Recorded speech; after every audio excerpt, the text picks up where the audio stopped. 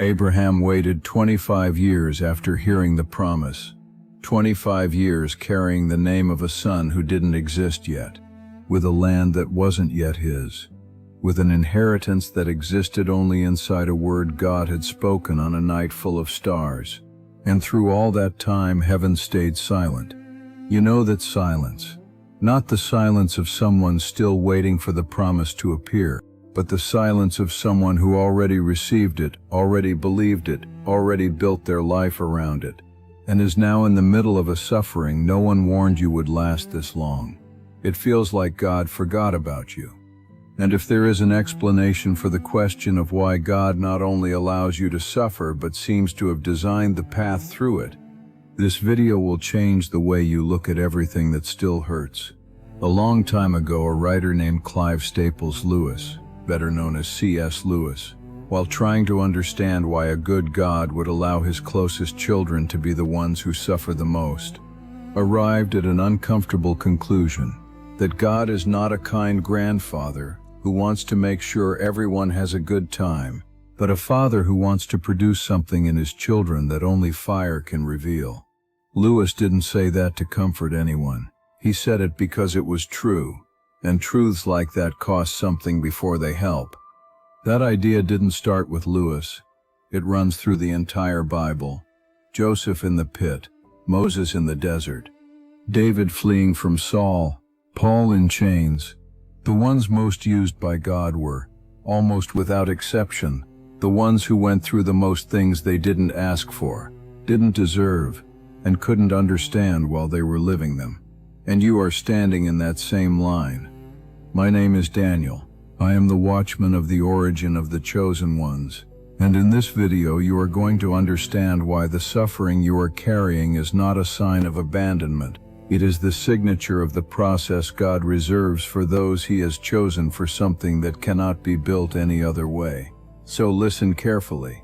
Before we continue, if this video has already touched something in you, go ahead and like it now. Every like helps this content reach another chosen one who is in the middle of the void today, believing they've been forgotten, and they need to hear that they haven't been.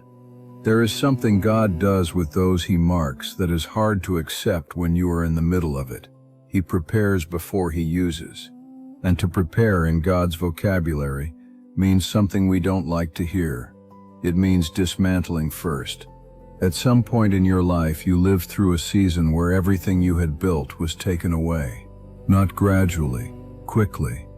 The relationship that seemed right, the job that seemed like the path, the community that felt like yours, the version of yourself you had spent years trying to become, one thing or several things at once, were removed, and you were left standing in an empty space with no idea what was supposed to come next. And what seems incomprehensible in that moment is exactly this. Why does God take away what He Himself had placed there? The answer the Bible gives is not comfortable, but it is real. God removes what He placed because what He placed was good, but good is not the same as final. Joseph had family bonds. He had a father who loved him more than his brothers. He had a position. And all of it was taken away, not because it was wrong, but because if it had stayed, Joseph would never have gotten where he needed to go. What looked like a blessing was a ceiling, and God's plan for Joseph didn't fit under a ceiling. What was taken from your life wasn't necessarily wrong either. Many times what God removes is good. And that is exactly why the pain goes so deep, because you can't understand why something good was taken away. But there is a difference between what is good for you right now and what is necessary for what you were sealed to become. And when those two things come into conflict, God chooses the second. The removal was the beginning of the preparation.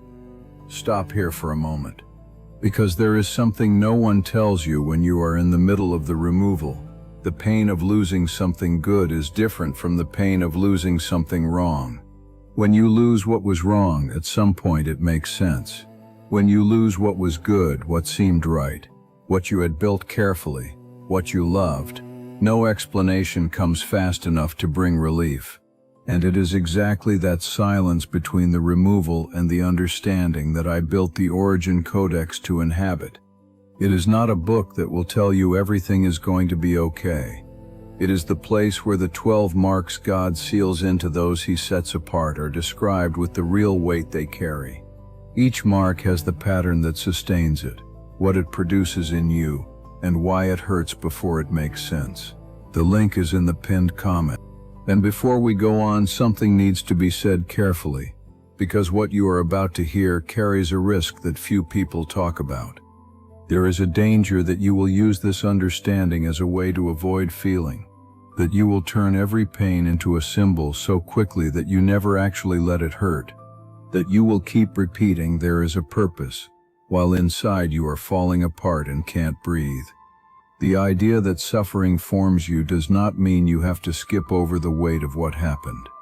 Joseph wept.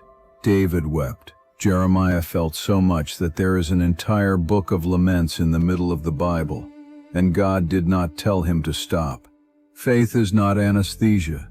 It does not cancel the pain. It holds you up while you walk through the pain for real, without pretending it doesn't hurt. If you are suffering right now, the first step is not to understand the purpose. The first step is to acknowledge that it hurts, that it is heavy, that you didn't ask for this, and that it is possible to be at the center of God's plan and still have a broken heart, no answers, no end date, no clarity about what comes next. The understanding comes later. Honesty about what you are feeling comes first. And that honesty leads you to the hardest wave of all to accept. God does not prepare you in spite of the suffering. He prepares you through it. And that means there are things that can only be formed in you inside the pain, not after it, not on the other side, inside. Think of a musician tuning an instrument. The sound is not produced by dry, still wood. It is produced by the tension of the string. Without tension, there is no note. Without resistance, there is no music. And what God is forming in you, the patience that doesn't break, the faith that doesn't depend on circumstances, the compassion that only comes from someone who has been at the bottom, none of that can be installed. It has to be built, and the building has the cost that it has. David spent years running from Saul before he became king, not as a leadership training course on paper, as real survival, with nights in caves, with betrayers on his own side, with the feeling that the promise had died before it could be fulfilled. And it was inside that time that he wrote the Psalms more people still recite today. Not because he was a poet, but because he was in a place where the only language left was prayer. The suffering didn't delay David's calling. The suffering produced the depth that the calling was going to require. Something similar is happening in you. What you are going through right now, what feels like the moment furthest from the promise, may be the moment when the promise is being most actively built inside you, where no one can see, where you yourself cannot measure it. The emptiness is not evidence that God forgot. The emptiness is the place where God works when he doesn't want anyone to interfere. There is something suffering does that no other experience can do. It reveals what was underneath, not what you believe when things are going well, what you believe when you have nothing left to hold on to except faith. Have you ever noticed that your faith before the pain was different from your faith inside the pain? Before, it was easier to trust, easier to pray, easier to believe God was in control. And then what happened, and suddenly prayer became hard. The silence became heavy, and the confidence you thought you had was tested in a way you didn't see coming. That doesn't mean your faith was false before. It means it hadn't been proven yet. And there is an enormous difference between faith that has never been tested and faith that walked through fire and kept standing. The first is fragile without knowing it's fragile.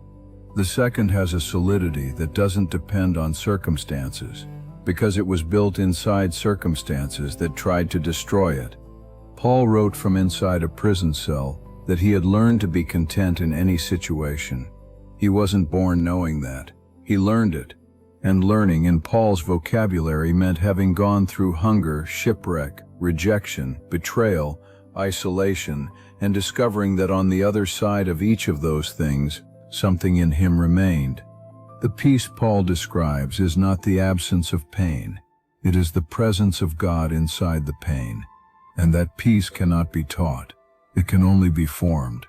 What is being formed in you right now is exactly that. The ability to keep standing when there is no explanation left. To pray when the sky seems closed. To believe when there is no visible evidence. That is not weakness dressed up as faith. That is the most real faith there is. And it is only born here, in this place where you are right now. And there is another layer that needs to be seen, because it answers a question you have probably been carrying for a long time without being able to put it into words. Why me? Why do people who seem to have less faith, less commitment, less dedication, go through so much less? Why does someone who was marked seem to carry more weight, not less? The Bible does not treat that question as naive. It shows up in the Psalms, in the laments of Jeremiah, in the mouth of Job, men who lived close to God and asked that exact question with the same pain you feel right now. And the answer that comes through is not simple, but it is honest. God does not give the same weight to everyone because He is not doing the same thing in everyone. What He is building in you requires a process that someone else doesn't need to go through. Not because you are stronger, not because you can take more, but because what you were sealed to carry, the mission, the depth, the reach, has a cost of preparation that is proportional to what is going to be required. Moses spent 40 years in the desert before leading an entire people, not 10, not 5, 40.